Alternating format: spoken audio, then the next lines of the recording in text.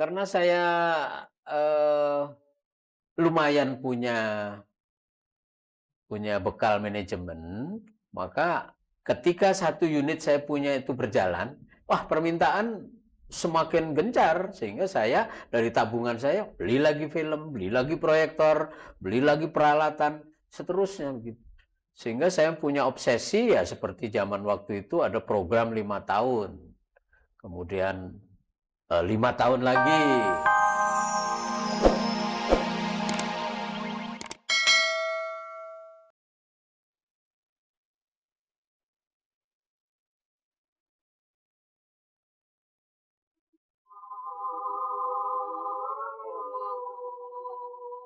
Layar tancap, atau yang sering juga disebut misbar atau gerimis bubar, adalah bentuk hiburan yang bersifat massal dan sangat dikenal akrab di masyarakat, terutama di kalangan bawah.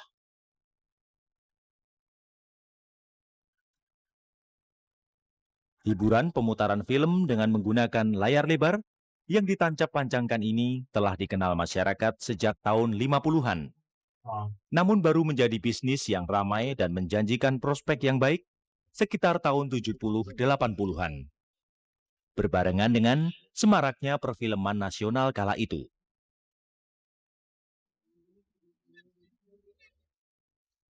Masih terus? Puji Asmanto adalah salah satu dari puluhan pengusaha hiburan layar tancap yang masih bertahan hingga kini. Asam garam, pahit getirnya bisnis layar tancap dirasakan Puji. Waktu itu saya tahun 82, itu jadi tukang jualan kopi film, menjualkan kopi film cerita, film nasional dari Kansermas Film. Lah saya carilah, kemana nih jual, karena komisinya besar. Nah itu saya ketemu para pengusaha layar tancap di pinggiran Jakarta. Saya pelajari selama 2 tahun, akhirnya saya benar-benar tertarik karena itu mendatangkan profit yang bagus ya, permintaannya luar biasa.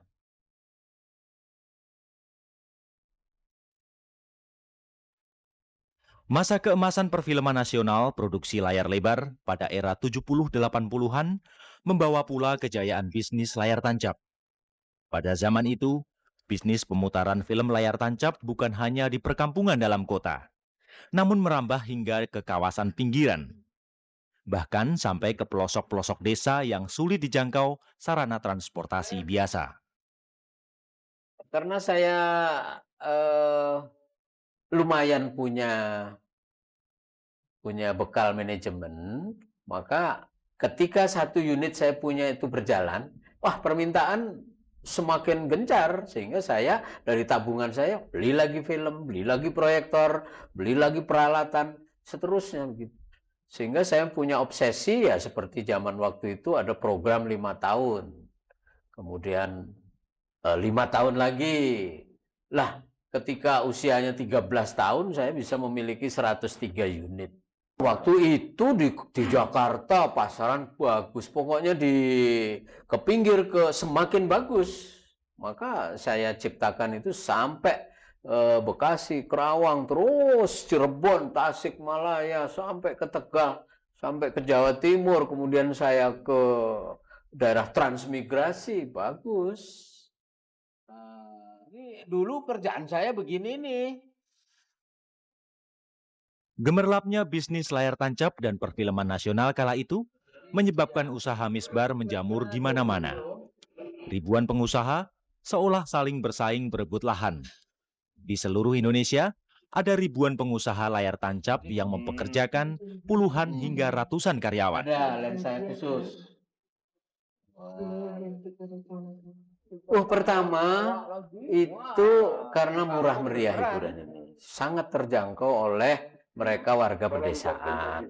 Dan kedua, dalam satu malam, ini kan film layar tancap ini menggantikan posisi dari wayang kulit, wayang golek, begitu.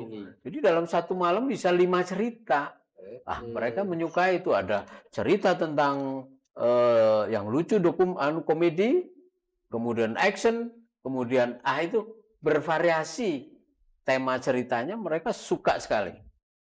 Dan tentu saja orang di desa itu suka lagi karena mereka berkumpul. Jadi ansih bukan nonton filmnya saja, tetapi juga belanja, makanan, ada yang jualan mainan, bakso, macam-macam situ. Bahkan ada yang main dadu, koprok. Kondisi perfilman nasional yang mati suri pada periode pasca tahun 80-an hingga 2000, ditambah anjloknya perekonomian nasional, mematikan ratusan pengusaha layar tancap. Puji Asmato pun mengalaminya dengan melakukan rasionalisasi karyawan. DKI sudah nggak ada. Mungkin hanya tinggal 10 atau 15 ya. Yang lain sudah gulung tikar. Ya, di Indonesia dulu pernah mencapai 1.200 anggota di Indonesia. Tapi sekarang ya mungkin tinggal 40-50-an begitu ya. Karena mereka itu pada umumnya hidup segan. Mati tak mau. Krisis ekonomi nasional yang membawa dampak langsung kepada publik menurunkan daya beli masyarakat secara drastis, juga perlahan mematikan usaha layar tancap. Perkembangan teknologi audiovisual yang begitu pesat, seperti munculnya keping VCD, DVD, dan perangkat pemutarnya yang mudah diperoleh dengan harga relatif murah, ikut andil memerosotkan bisnis layar tancap. Turunnya memang pengaruh itu turun sekali, kira-kira ya bisa sampai 60% merosotnya itu. Sisa 40% lah ya. Memang benar itu berpengaruh. Karena apa? Tiap-tiap rumah sudah dimasukin hiburan. Itu kuncinya di situ. Mereka 10.000 3 keping sudah bisa dapat dengan player yang 200.000 misalnya ya. Tetapi kan semua tidak semua orang punya itu. Masih ada daerah-daerah yang blank spot. Dia tidak mampu. Aduh, bahkan kan negeri kita juga ada yang pedesaan tidak ada listrik. Nah, itulah kita masuk ke sana. Bisnis layar tancap tak sekadar bernilai profit, namun ada unsur nilai komunikasi dan pembelajaran di dalamnya. Pemutaran film layar tancap di pedesaan sering dititipi dengan berbagai macam pesan sponsor yang efektif, seperti penjelasan masalah kesehatan lingkungan dan keluarga pedesaan, penyuluhan pertanian, penyadaran hukum, dan lain-lain. Saatnya pemerintah berpaling dan memperhatikan secara khusus para pengusaha kecil yang memiliki nilai komunikasi strategis hingga akar rumput, seperti bisnis layar tancap.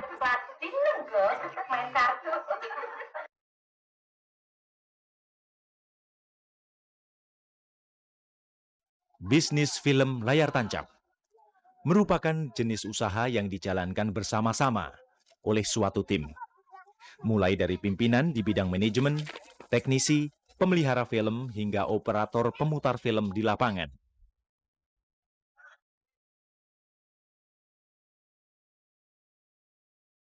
Endang telah 18 tahun bergulat dengan profesinya sebagai operator film layar tancap. Endang tak pernah belajar secara khusus tentang teknik, apalagi tentang film. Endang belajar sendiri segala sesuatunya, mulai dari menggulung film, memutar, menyiapkan alat proyektor, bahkan hingga memasang layar tancap.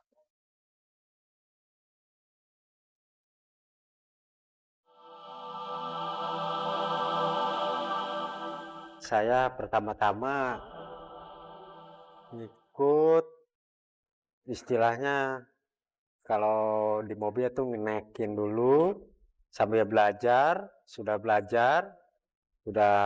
bisa bener baru saya masuk di Tito Film. Jadi operator.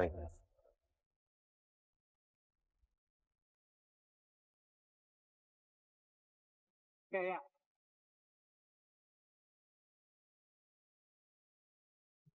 Hampir setiap hari Endang bekerja sebagai operator film layar tancap. Endang menyadari dengan mengandalkan penghasilan sebagai operator film layar tancap saja, jelas tidak akan bisa mencukupi kebutuhan sehari-hari keluarga. Endang pun mengisi hari-hari kosongnya dengan bekerja serabutan. Bang, kita kalau mengandalkan di Tito Film aja, kadang-kadang anak istri nggak makan, Pak. Makanya kita cari sampingan. Cari sampingan apa aja lah, yang penting halal. Gitu. Kayak jadi teknisi, dangdut, apa, di sound itu.